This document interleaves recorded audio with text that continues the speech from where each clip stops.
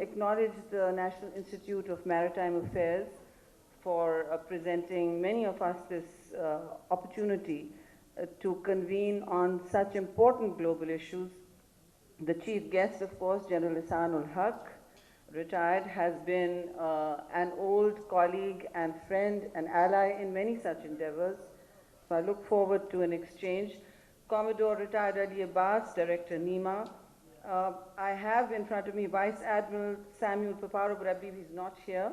And so welcome to Rear Admiral Kurt Renshaw from the United States Navy, Deputy Commander, Dr. David Brewster, the Australian National University, Vice Admiral Abdul Halim, Director General, and distinguished delegates from all across the world. First of all, let me just say that amateurs talk strategy, I'm told. The professionals talk about logistics and infrastructure, which I believe you all have been thrashing out between yourselves. So really, I'm just an amateur in the field, but honored and deeply privileged for being part of what I consider the future. Because really, that is what we are doing today. Using our strategic leadership and ability to convene to evolve our capabilities into the arc of smart global models of collaboration that focuses on fast-forwarding from the standpoint and the straitjacket of the security binaries that we see all around us. Those are the security binaries of the last century, and they continue to predominate and fashion many of our strategic and even tactical responses, including economic.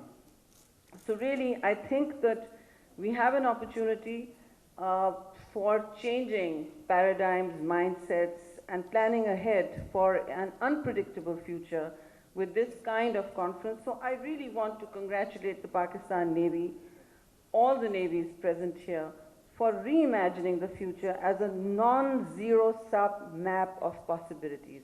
So this has got to be non-zero sum. Collaboration has got to be non-zero sum, and we look forward to suggesting a future where geopolitics is no longer just about the old binaries. It should really be about connectivity, competition, and supply chain levers. I know we are talking about climate change, which is extremely close to my heart. I've convened a climate change caucus in the Senate of Pakistan because I see it as an existential threat to not just Pakistan, our entire region, and the globe as we see it. Just as I was coming here, I heard that the River Thames in the UK has frozen over for the first time in 30 years. So you see extreme climate. And to some of our friends and guests here, I was saying that February 13th, because tomorrow is Valentine's Day and it stands out in my mind, is not always this warm in Karachi. Climate change affects not just populations, our economies, our human resource, and pretty much our entire ecosystem. Pakistan, in fact, is home to some of the heaviest climate vulnerabilities in the world. So we do need to take cognizance of this and build collaborations with other countries, because climate change, like terrorism, like many of the threats that now imperil our future, don't see any boundaries. They no longer recognize boundaries, they never did. And so the threats facing us are not just the old ones, but emerging new front lines that we, I feel, as countries, as regions, are not well equipped to face. So I think sitting together and convening around joint objectives, shared goals, building common ground is crucial to any leadership frameworks that we create. Again, I really am impressed. I've been seeing the coverage on this conference, and I also particularly want to congratulate Vice Admiral Abdul Halim, Director General NEMA, and his team for pulling together this star-studded conference to mark the 7th edition of the Aman 21 exercise, where we can use this opportunity to amplify a public conversation on the security and prosperity of our global commons. This year, more than 40, I believe 45 states are investing in this remarkable exercise, which shows their ability and commitment to be strategically agile and for anticipating postmodern trajectories, for also making their commitment to the belief that cooperation in an age of intense competition is not just possible, but also building a new normal for the commons. So thank you and congratulations once again for taking Aman this far from 2007 Pakistan Navy, and also to the Chief of Naval Staff, Mr. Niazi, Admiral Niazi, for continuing to bring maritime experts from all over the world to building new ties and strengthening old ones. A little provocation, I'm going to be slightly depart from the subject, because I think what we have is an opportunity to lay down a literal Pax Maritania, literally, because what we have in front of us is a situation where history can be bent. History can be bent by collaborations, by great nations who lead, and everybody here present is searching for making new investments in peace, not just containment and competition. Now, peace has become a cliche for those of us who worked in the South Asian region and everywhere for building constituencies and stakeholders in progress, and peace constituencies and containing the kind of competition and strategic rivalry we see, at least in South Asia. Peace has often become a cliche. But here, today, I see it as an important emerging counter-reality to that. Aman is not supposed to be about rivalries, but in order to get anywhere, for someone who's run track to talks with many rival countries, principally India, I'm going to say that when you try to lay down a peace architecture in any framework, you have to look at the threats that region is facing. And that is one of the things I want to address. We can go beyond that and suggest to ourselves that yes, while geography is destiny, it no longer needs to be, just like biology, by the way. So geography does not have to be destiny, but it has to be counted for.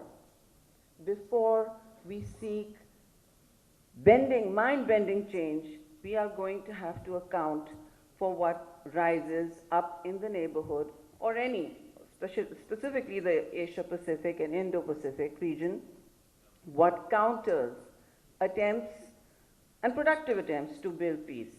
So today I think we should, one of the tasks I see already in front of this House is edging our discourse to a place where we assess our limits, yet seek to go beyond them by processing change, managing unpredictability in a world really surging with bio-threats, pandemics. We're in the middle of one.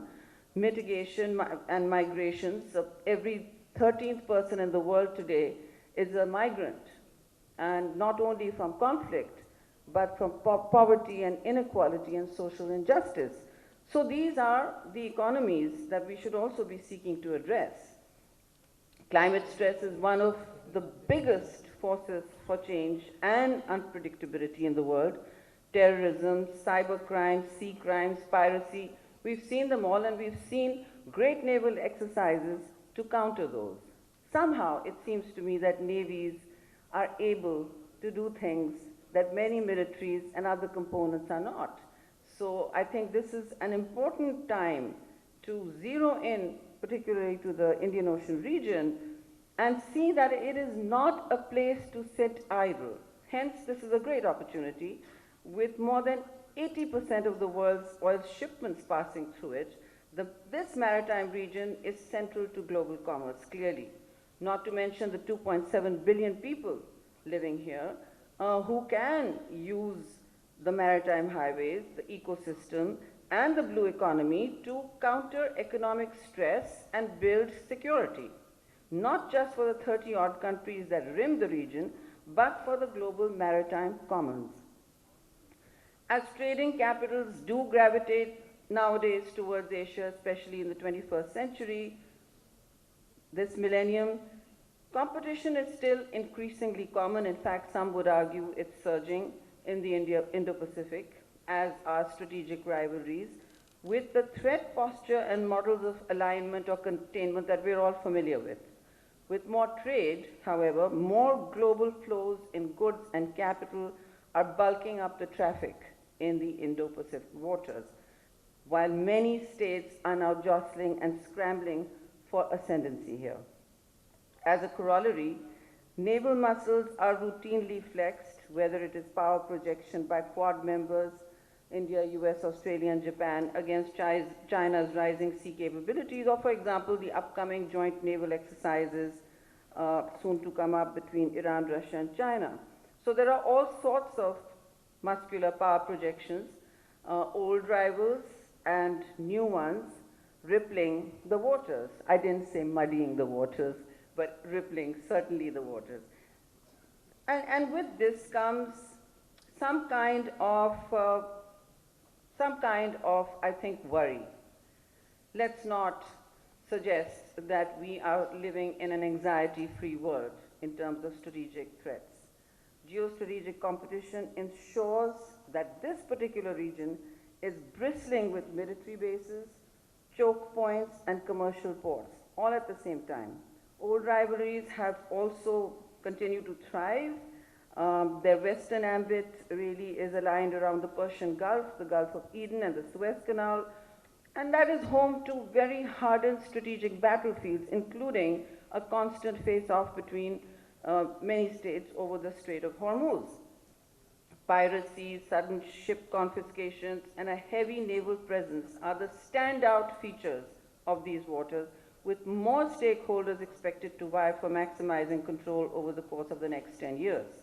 Saudi Arabia, UAE, Qatar, Oman, as well as Turkey are all poised for higher leverage over this part of the Indian Ocean as well. The Gulf powers have also pivoted in their East strategy, hinging on energy export and other trade that moves through the Indian Ocean. So basically, a lot is going on. I'm not even getting into the South China Sea and the projection of power and rivalry between the United States and China that is brewing there. Because closer to home, we have an indispensable economic artery and maritime corridor for global security and stability, the Arabian Sea, which serves as the lifeline for many states as their energy shipments and other commodities pass through here. Again, this should have been, along with the development of the CPEC, the poster child of China's BRI, and the port of Gwadar in 2013, which has been slowly becoming operational since 2016, there's absolutely no doubt that Pakistan's strategic footing has strengthened in the Arabian Sea and Indian Ocean. But what is holding back a peace dividend from these developments? Well, someone who's seen the SAARC region, the South Asian dream, slowly come apart over the last 30 years, it, I think, goes without saying that India's hostility is now not new. We have fought several wars, but is a belligerence, is a form of belligerence that has unmistakably been on the rise since Narendra Modi's premiership.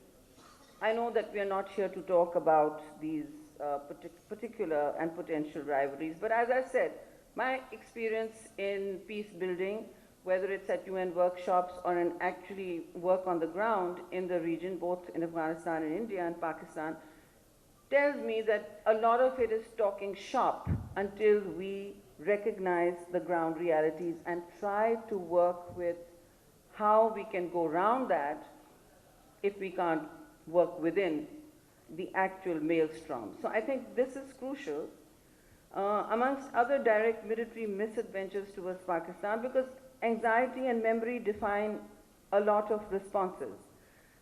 The Indian Navy in particular has attempted several covert trespasses into Pakistan's maritime boundary.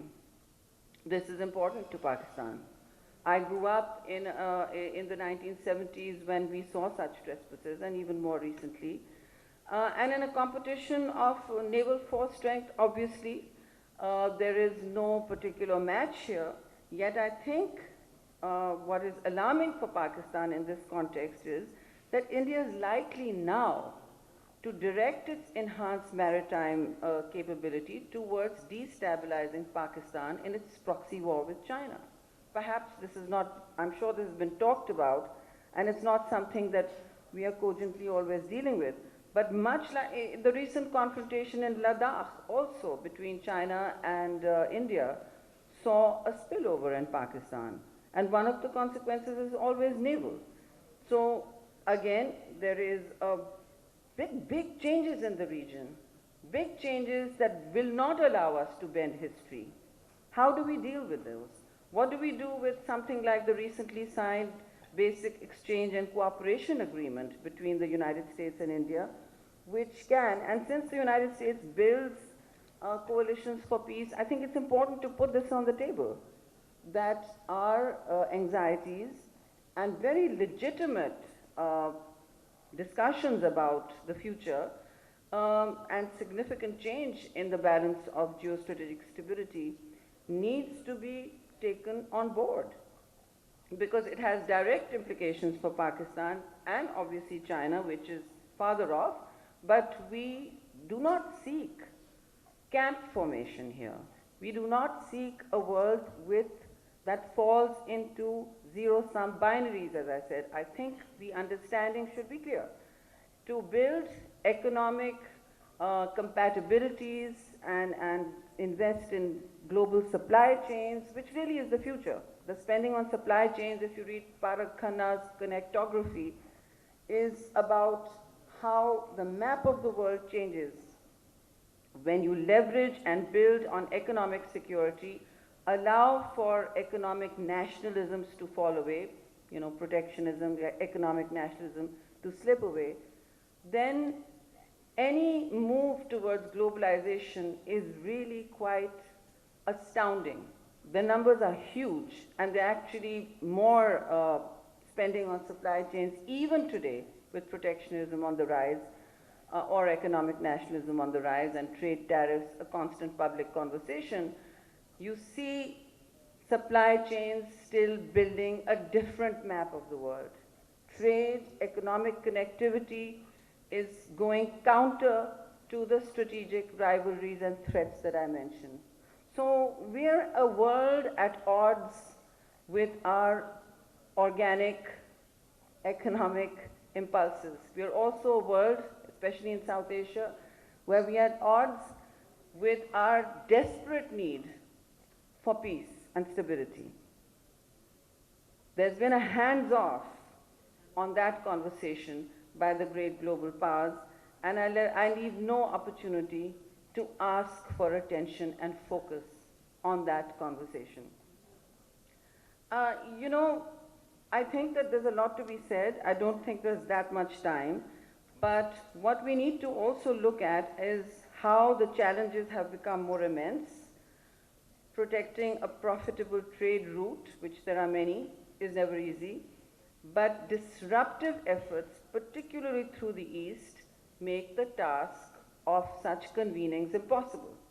Look at the SAARC region, the South Asian Economic, it was not just economic, it's a public national venture which has fallen by the wayside, as have many cooperative models and platforms in South Asia. And that has happened because the threat, or perceived or otherwise, from India to Pakistan, including all its formations, has been growing. Pakistan is not even a member of the obvious littoral there, the Indian Ocean region situation, where the organization that they formed. But we are an important maritime member of the littoral, and the aim now to maintain strategic stability and ensure effective control over the maritime domain, Pakistan must also explore opportunities to engage with other states in the IOR, such as Maldives, Sri Lanka, Bangladesh, and Myanmar. This can be achieved by helping each other enhance naval capabilities, but also use the naval umbrella of peace building, which I see Aman being. Aman 21 is certainly a naval umbrella for peace building. It's an important multinational conversation. It's a huge biennial event. And I think we can look at how to go forward with building more maritime domain awareness, certainly in Pakistan. And I think our own Navy needs to listen and look at how it can fuse better information and responses for the future, because it has a critical role in not just keeping peace in the maritime commons, but also to protect the peace of Pakistan and a coastline that is changing very fast. We have a fair amount of food insecurity in Pakistan, India, the whole of South Asia, brought about by climate stress. What we have is a huge farmers' protest in India. Farmlands, land hunger is changing the political dynamics of each country now. And these are all linked with economic security, with countries that are unable or even unwilling sometimes. Political elites are unwilling, others are unwilling to address critical existential demographic, economic, and climate trends that are absolutely upending goals such as the building of peace. And I think that is something that we can look at in a future where our coastal areas, which are rich in bioproductivity, as is Africa, as in many other countries, for developing countries, the opportunities are huge. Biodiversity offers a huge breeding ground for commercially important, crucial fisheries, for instance, for Pakistan, for the entire coastline of this region. And we even see it as a potential worth $2 billion annually. However, despite the great potential, these sectors and their contribution to even our own GDP remains minimal. These figures also signify the areas of potential that remain untapped, which could allow not just our economy, but all coastal economies to grow substantially in the long run. And growth will be needed because, as I said, we are facing a fragile, uncertain future. The assault of a pandemic that has actually destroyed what we knew of the modern world or postmodern world since the Spanish flu should make us importantly rethink our priorities. And I think, again, this is an opportunity. We have ship-breaking industries here, Gadani, and then of course we have merchandise that is transported by the sea. We have approximately 10 billion tons moving, but again, opportunities not at all maximized or utilized. And part of the problem remains our inability, our spectacular inability in South Asia to talk to each other. States are posturing still in very Cold War approximations. And it is holding back not just the region, but I think the productivity and life experiences of our populations. I think those are crucial questions we need to look at. And blue economic policies obviously address these. I can get into a long disposition on the blue economy, but I've looked at the list of very impressive delegates and speakers you have, and I think they will be attempting to unpack and unbundle what can be done together, what the future can hold. And the blue economy is a classic opportunity to anchor resilience and economic transformation. But for these initiatives to move beyond a public conversation and translate into policy, I'm a politician, so we tend to think of how one creates the nuts and bolts for building policy and executing it on the ground. And when we do that in the region, what we see are very reversible gains. Gains are often extremely reversible. They are fragile, and they need the protection of broad military and strategic capabilities, bringing their own thought leadership towards the dynamism we see in building any peace initiative that is collaborative, because that is the future. Collaborations are the future. And I say this because, navies that protect peace are challenging geography, are challenging the rigors and the constraints and the straitjackets of geography, which we are in the process of hopefully doing today. And you are connecting instead of challenging or containing, which is something your day job might also be. But you are now in a place where your thought leadership has shifted, as have your exercises, joint exercises, build confidence. They build confidence in vast swathes of trust deficit areas, and I would suggest the best way to go forward would be really to take this exercise into more frequent ventures, to lay out operational plans for addressing more and more, yes, I'm looking forward to the slip, for addressing more and more such conversations which lead to a crucible of action plans on the ground. And yes, you're protecting peace as navies, but everybody here is a thinker. And I'm standing in a country, in a city that really lies at the heart of an ancient civilization, the Indus Valley civilization, and then from a subcontinent that saw a great empire decline. And empires, as you know, always project power and use navies to colonize. When the Ottoman Empire fell, one of the reasons was that European navies had modernized, and it had not. This is a course I'm doing these days, so it's on my mind. But when the Mughal Empire, which has a great legacy of a spectacular cultural imperium, if I may, also started breaking down through, firstly, trade protected by naval predations. Everybody knows what the East India Company was, or I hope they should. And it is something that feeds the back of our memories, our collective consciousness, that an imperium is often and always dominated, in the end, not just by land power, but by powerful militaries. And today, the United States military is by far the biggest force projector in the world. Others will have a long time catching up to it. And it is able to enforce its plans and projects national goals through that navy. But I think those navies can also be used as a path for creating what we call a new Pax Maritime for history.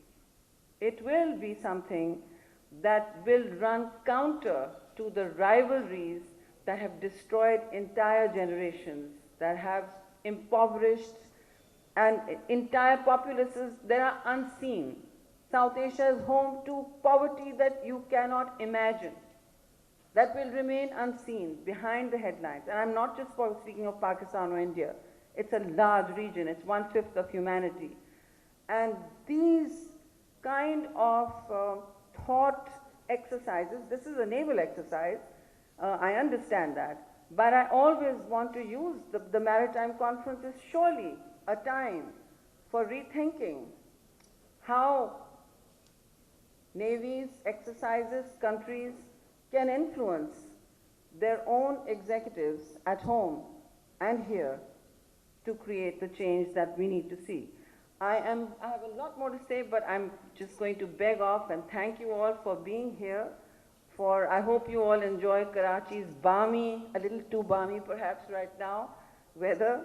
And I really look forward to hearing more and more about these joint exercises that build coalitions for change in the future.